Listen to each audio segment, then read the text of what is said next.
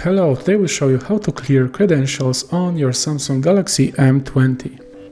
First, let's start by unlocking the phone, pressing the power key and swiping up. Now let's swipe up once again and go into the settings menu. Here, simply go into the biometrics and security menu, the one with a small shield, and now swipe up and go into the other security settings.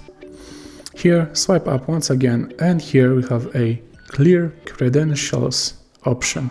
This removes all certificates, so simply press it and choose OK. And just like that, all of the credentials have been reset.